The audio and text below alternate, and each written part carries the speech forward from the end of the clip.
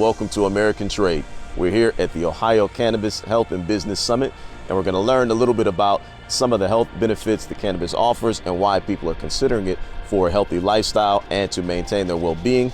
And we're going to learn a little bit about some of the business opportunities that are available for entrepreneurs and those interested in getting involved in the cannabis industry from the business side. So we're going to head inside, find out what we can learn from some experts on the subject matter, and also find out what activities are taking place at the summit and what vendors are here.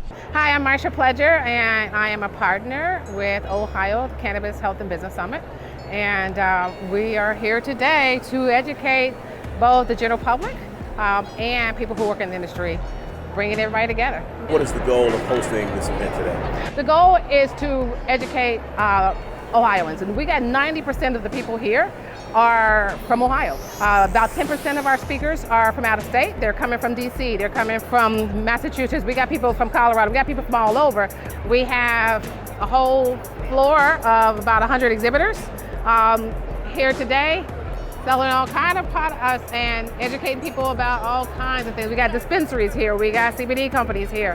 My name is Angelo Wellborn. I am with Harvest of Ohio. I'm the outside sales manager and the brand ambassador for Harvest of Ohio. For today's event, what brings you guys here today and what is in the booth? And you can, if you're to walk around a little bit, tell us what's here. So we have a wide variety of different vendors here.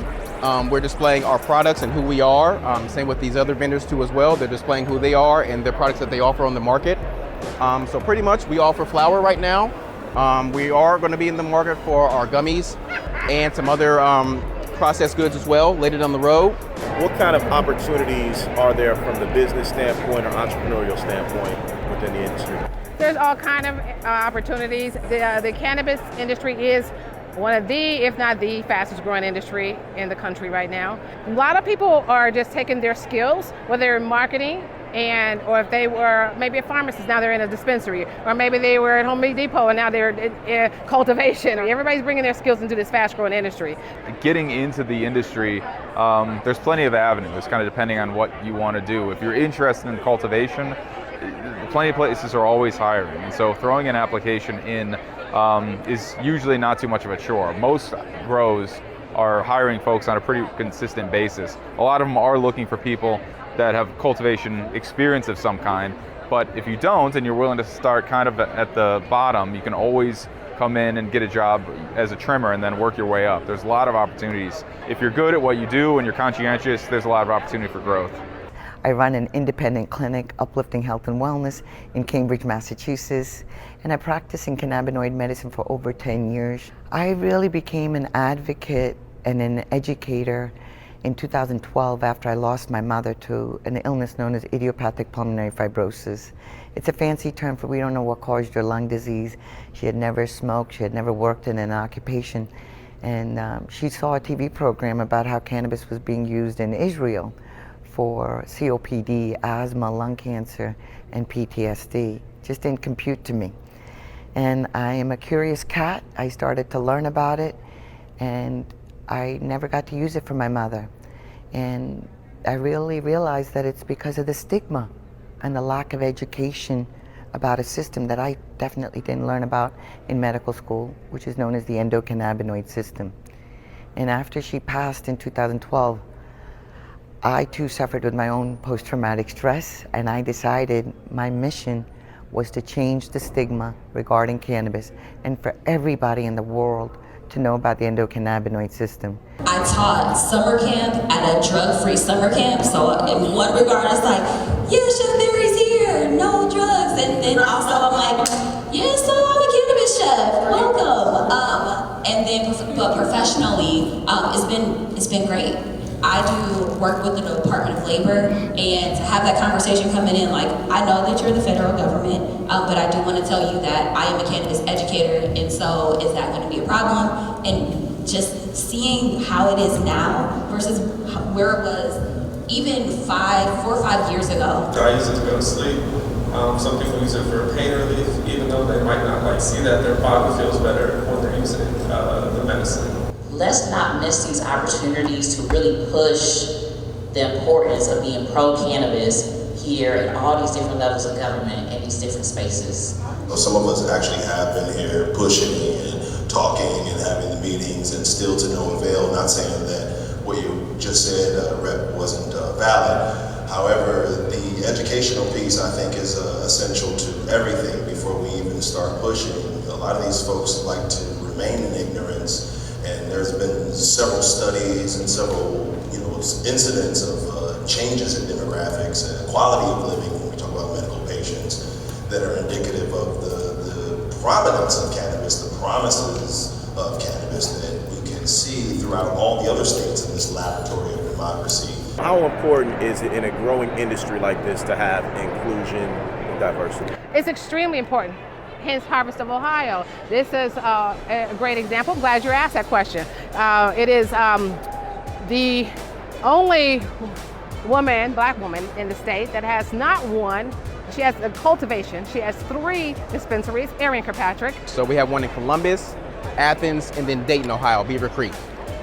So many people of color are in jail for this. And now that it's time to make money, we're not represented. Don't quote me on this, but I saw a stat earlier. I think there's only 2.4% in America that are fully black-owned and operated dispensaries.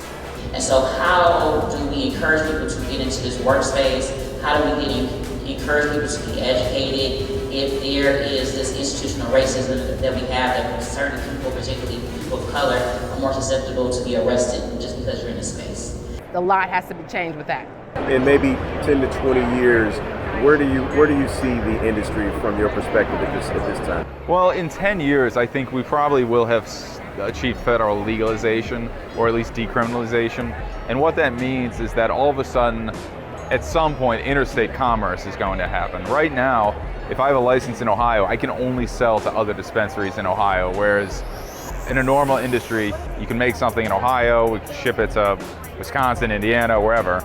And that's not the case in cannabis right now. In 10 years, that will be the case. And so when that happens, you're gonna see businesses really start to scale and take advantage of economies of scale so that they can drive costs down. And that's when we're gonna have a really fully integrated market. But we're gonna see a lot of big players come in at the same time.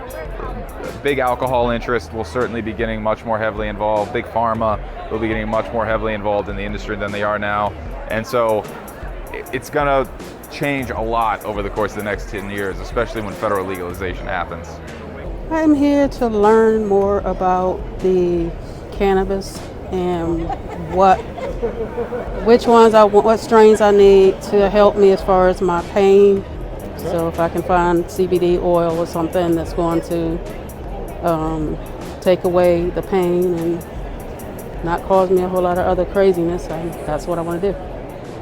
Cannabis to me is that option. And where I am in Massachusetts, it's a choice that they can get legally as a medical patient. And the conditions that we see, a lot of it is chronic pain. And that pain could come from wear and tear, something acute, something trauma, something cancer, something related to other injuries that they've had, or even side effects from other things that they've had. So to me, this becomes a much safer alternative. And I'm originally from India, and this is part of our medicine.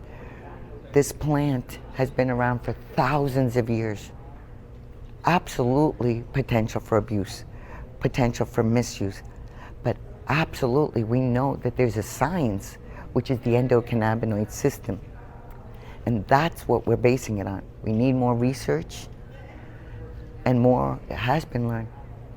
But this is definitely a safer option, and it's been around for thousands of years. There's a lot of opportunities. We got the Cleveland School of Cannabis here. We got so many people here, so you don't know what you don't know. And there's always been a stigma with cannabis, but it's time to get educated. Whether it's hemp or CBD, marijuana, same plant, but let's get educated.